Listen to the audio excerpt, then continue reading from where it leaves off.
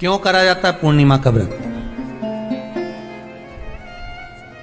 पूर्णिमा का व्रत करने का कारण क्या है बताइए? आप इतने सालों से कर रही हो, कई माताएं कर रही होंगी पूर्णिमा का व्रत। एक समय फलाहार करती हैं, एक समय भोजन करती हैं। भोजन में खीर का होना जरूरी होता है पूर्णिमा के व्रत में, दूध की सामग्री होना जरूरी होती है पूर्णिमा के व्रत में। 12 महीने की पूर्णिमा करो मना नहीं है। और पूर्णिमा उठाने का भी समय होता है चैत्र के महीने की जो पूर्णिमा होती है, चैत्री पूर्णिमा पहली पूर्णिमा मानी जाती है, इसलिए चैत्री पूर्णिमा को सिद्ध पूर्णिमा कहते, कार्य सिद्धात्री पूर्णिमा कहते, सिद्ध करने में। मनोरथी पूर्णिमा कहते, मनोरथी पूर्णिमा। इसलिए पूर्णिमा का व्रत कहां से उठाया जाता है? चैत्र के महीने की पूर्णिमा से पूर्णिमा का व्रत उठाया जाता है कि मैं महीने की पूर्णिमा करूंगी तो वो चैत्र पूर्णिमा से उसको उठा लिया जाता है। पर उसका एक नियम रहता है, आप फलाहार करें अपनी जगह पर है, पर एक समय भोजन कर रहे हैं वो अपनी जगह पर। भोजन के साथ में मीठे के साथ थोड़ा दूध की सामग्री होना जरूरी होती है। और क्यों करते हैं पूर्णिमा का व्रत, किस लिए किया जाता है, क्यों करा जाता है, उसका व्याख्यान वर्णन शिव महापुराण के अंतर्गत स्कंद पुराण में लिखा गया। स्कंद पुराण में वर्णन किया है श्री वेदव्यास जी महाराज ने। कहा ये पूर्णिमा का व्रत इसलिए किया जाता है कि व्यक्ति का जब मन गलत भ्रम में जाने लगता है, मन जब गलत जगह पर जाने लगता है, तो ये मन को गलत जगह पर ले जाने वाला कौन होता है? तो कहा ये चंद्र होता है। व्यक्ति की राशि के अंतर्गत, व्यक्ति की पत्रिका के अंतर्गत, व्यक्ति की ग्रह दशा के अंतर्गत जब चंद्र बेकार चलता है तो व्यक्ति अच्छा करते करते भी बेकार करने लग जाता है। चंद्र डोल रहा है। कई माताएं कहती हैं गुरुजी हमारे बेटे को आशीर्वाद दीजिए, बहुत गलत संगत में जा रहा है। मतलब समझ जाना कि चंद्र गड़बड़ जा रहा है। बेटी अगर गलत मार्ग पर जा रही है, बेटी अगर गलत संगत में जा रही है, किसी अन्य व्यक्ति को आकर्षित हो, चंद्र गड़बड़ हो रहा है, उसका चंद्र कहीं जा रहा है। कोई पुरुष, कोई लड़का, कोई गलत मार्ग पर जा रहा है, चंद्र गड़बड़ हो रहा है। घर में जो क्लेश उत्पन्न होता है, घर में जो विवाद उत्पन्न होता है, उस विवाद को रोकने के लिए केवल चंद्र की ही, इसलिए तो पूर्णिमा घर की नारियां हमारे यहाँ हिंदू धर्म में यहां तक स्कंद पुराण में कह दिया कि प्रत्येक पूर्ण, आप लोग कभी आप लोगों ने सत्यनारायण जी की कथा करवाई है? जितने लोग आस्था चैनल पर कथा सुन रहे हैं, जितने लोग फेसबुक यूट्यूब पर कथा सुन रहे हैं, यूट्यूब पर कथा का श्रवण कर रहे हैं, उनने कभी सत्यनारायण की कथा करवाई होगी। तो उसमें लिखा है हर कार्तिक, हर पूर्णिमा को, हर संक्रांति को ब्राह्मण सत्यनारायण भगवान की कथा या राजा या वैश्य कथा को कराता था, या बढ़िया कथा कराता। सुनी कि नहीं सुनी ये बात? सत्यनारायण भगवान की कथा में लिखा है, स्कंद पुराण के अंतर्गत जो सत्यनारायण भगवान की कथा का स्मरण किया उसमें लिखा है प्रत्येक संक्रांति पूर्णिमा को सत्यनारायण की कथा करवाने लगा और ये योनि को प्राप्त हुआ, इस योनि से छूटा, इस योनि में गया। लिखा है, सब कुछ लिखा है। अब उत्ते से समझ जाओ कि पूर्णिमा को सत्यनारायण की कथा करने का बोला, तो पूर्णिमा को सत्यनारायण की कथा का क्यों बोला? वैसे तो रोज कराओ सत्यनारायण जी की कथा, प्रतिदिन कराओ, मना नहीं है। आप क्या कोई विशेष फंक्शन है आप सत्यनारायण जी की कथा करवा, पर पूर्णिमा संक्रांति को और संक्रांति को पूर्णिमा को सत्यनारायण की कथा का स्मरण क्यों करवाया गया? क्योंकि पूर्णिमा के दिन अगर ये भगवान का व्रत रख लेगी, पूर्णिमा के दिन अगर ये खीर का प्रसाद बना लेगी, थोड़ा सा दूध की कोई सामग्री बना लेगी और भगवान को भोग लगा देगी, भले सत्यनारायण भगवान के भाव से बनाए, भले सत्यनारायण जी के निमित्तार्थ बना, पर अगर इसने सत्यनारायण भगवान के निमित्त से बना, पर पूर्णिमा के दिन अगर ये व्रत रखेगी, उपवास रखेगी या कोई सामग्री बनाकर भगवान की पूजन कर लेगी, तो इसके घर में जो अशांति है वो शांति में बदल जाएगी। इसलिए कई घरों में आज भी सत्यनारायण भगवान की पूजन हर पूर्णिमा को करती है। माता किताब लेके बैठ जाती है, तुरंत उन्हें ऑफिस जाना, कहीं काम पे जाना, और तुरंत उसने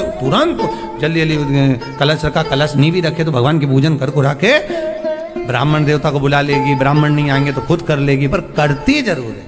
इतना सा आटा सेक लेगी, पंजेरी बनाई, सीरा बनाई, मिठाई रख दो, कुछ भी करेगी पर सत्यनारायण की कथा कर लेगी। उसका मन लग गया उसमें, मतलब पूर्णिमा को करना है। उसको करने से क्या होता है? शांति रहती, शीतलता रहती। जिसके घर में हर महीने की पूर्णिमा को खीर बनती हो, ध्यान दीजिएगा, बहुत सुंदर संवाद चल रहा है, बहुत ध्यान देने वाली बात है। प्रत्येक महीने की पूर्णिमा को जिसके घर में दूध की सामग्री बनती हो, दूध की सामग्री तैयार होती हो, खीर प्रसाद तैयार होता हो, उसके घर में कभी क्लेश नहीं हो सकता। चाहे सास बहू एक दूसरे के सामने वो कहे ना, वो सांप और नेवले की लड़ाई क्यों ना, फिर भी शांति हो जाती है। पर प्रत्येक महीने की पूर्णिमा होना चाहिए। ये नहीं कि तुमने एक महीने की पूर्णिमा पे बना लिया और दूसरे महीने की पूर्णिमा को गायब कर दिया। फिर किसी ने कह दिया आज चूरमा तो बन रहा है, दाल बाटी तो बन रही है चूरमे के साथ में, लड्डू बन रहे हैं, तो काय को खीर बना रही हो? तो तुमने अब वो खीर प्रसाद। महापुराण की कथा कहती है, महाराज पूर्णिमा का जो चंद्र है वो विशाल का है, और उस चंद्र की पूर्णता में हमारी अभिलाषाएं भी पूर्ण हो। आप आस्था चैनल के माध्यम से जितने लोग कथा सुन रहे हैं, फेसबुक यूट्यूब पर जितने कथा सुन रहे हैं, और कुबेरेश्वर धाम में जितने कथा सुन रहे हैं, आप में से कितने लोग हैं जो पूर्णिमा का व्रत करते हैं? जो माताएं करती हो जरा हाथ उठाइए। पूर्णिमा का व्रत जो करते हो ना आप लोग, रखिए। अब पूर्णिमा के व्रत में आपने कई बार किताब पढ़ी होगी पूर्णिमा की, या आपने व्रत किया होगा, या पूर्णिमा का व्रत आप धारण करे होगे, तो उसमें पूजन कौन से भगवान की होती? पूर्णिमा के व्रत में किस भगवान की पूजन होती है? तो कहा पूर्णिमा के व्रत में केले के खंभ लगाकर पूर्णिमा का जो अध्यापन होता है, पूर्णिमा की जो पूजन होती है, उस पूजन में शंकर और पार्वती की पूजन की, शिव और नारायण की पूजन करी जाती है, शंकर और पार्वती का स्मरण किया। किसकी पूजन होती है? शिव पार्वती।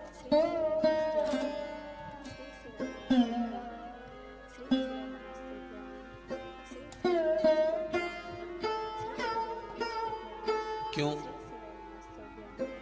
शंकर और पार्वती का पूजन क्यों करा जाता है पूर्णिमा के व्रत में? क्योंकि शिव और माता पार्वती ही केवल एक ऐसे हैं जिन्होंने अपूर्ण लक्ष्मी को भी पूर्ण बना दिया था। किसको पूर्ण बनाया है? लक्ष्मी।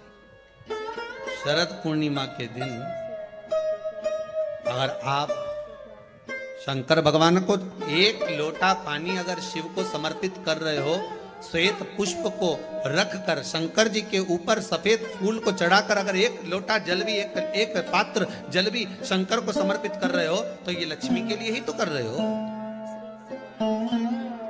और कौन सी लक्ष्मी? पूर्ण लक्ष्मी।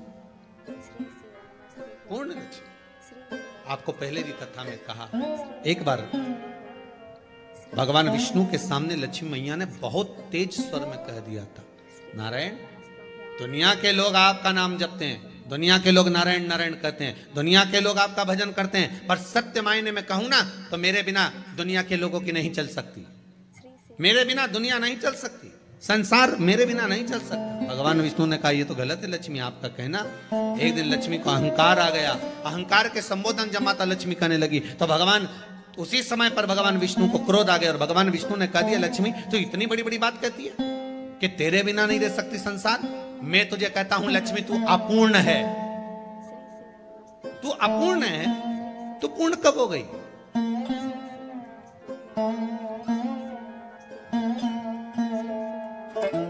तेरी पूर्णता कहां हो गई? लक्ष्मी की आंख से आंसू बहने लगे। आज आपने मुझे अपूर्ण कहा, आपको मालूम है आप मुझे अपूर्ण कह रहे हो? आपको ये ज्ञात हो रहा है आप मुझे अपूर्ण कर रहे हो? भगवान कहते हैं हाँ लक्ष्मी मैंने तुझे अपूर्ण कहा।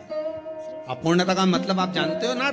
भगवान कहते हैं लक्ष्मी मैं सब जानता हूं। लक्ष्मी रोती हुई माता सरस्वती के पास पहुंच गई। सरस्वती ने पूछा क्या बात है लक्ष्मी, क्यों रो रही हो? लक्ष्मी जी ने कहा क्या बताऊं सखी, मेरे पति ने आज मुझे अपूर्ण कह दिया।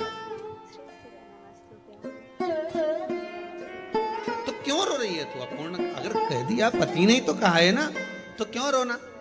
चल मेरे साथ। और सरस्वती मैया माता लक्ष्मी को लेकर सीधे पहुंच गई माता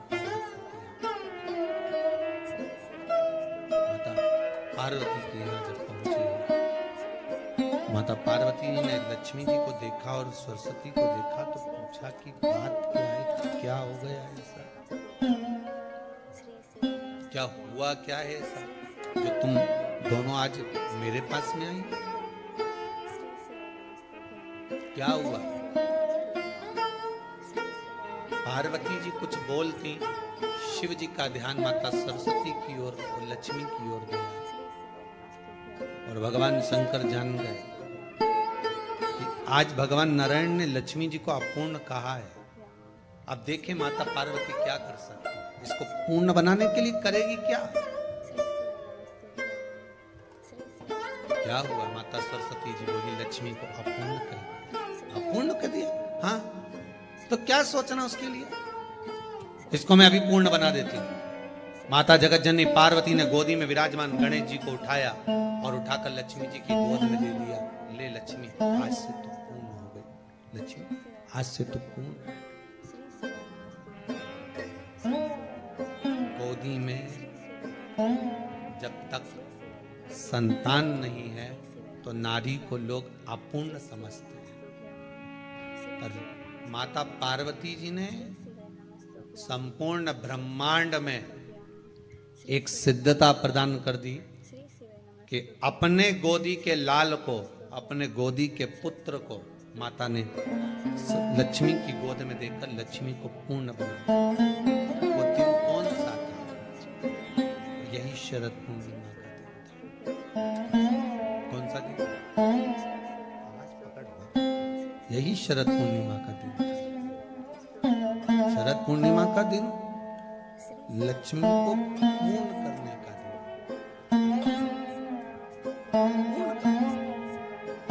केवल अमृत ही नहीं बरसता, शरद पूर्णिमा के दिन लक्ष्मी भी बरसती। लक्ष्मी पूर्णिमा के कितने व्रत होते हैं? बोलते जाओ, जरा जल्दी जल्दी बोलो।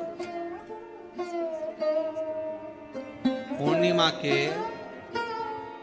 नारियों को, स्त्रियों को अखंड सौभाग्य के लिए, जो नारी वैधव्य नहीं होना चाहती है उस नारी को पूर्णिमा के कितने व्रत करना चाहिए? जिस नारी के यहाँ संतान नहीं हो, भगवान कृष्ण ने माता यशोदा को द्वापर में भी बताया है कि पूर्णिमा के 32 व्रत होते हैं। कितने व्रत होते हैं? 32।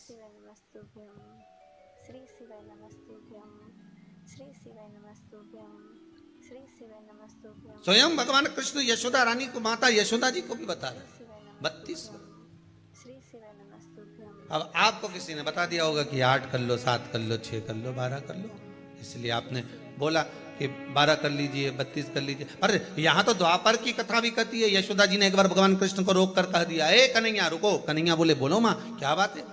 कन्हैया जरा रुकिए, इधर आओ जरा। भगवान कृष्ण आए। हाँ माँ बोलिए। किस जगह का प्रसंग है ये? जिस समय पर राधा रानी कुरुक्षेत्र में नंद बाबा और यशोदा जी को लेकर कुरुक्षेत्र के कुंड में, ब्रह्म सरोवर में स्नान कराने के लिए लेकर जाती है, ग्रहण का समय पर। और जब भगवान कृष्ण उस कुरुक्षेत्र के उस सरोवर में स्नान करने आते हैं, तब यशोदा जी ने अपने लाला से प्रश्न किया, पूछा है,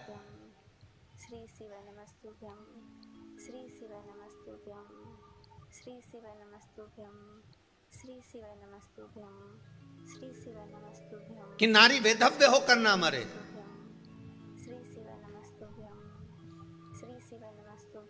उसका पति कोई रोग से ग्रसित ना हो, उसका पुत्र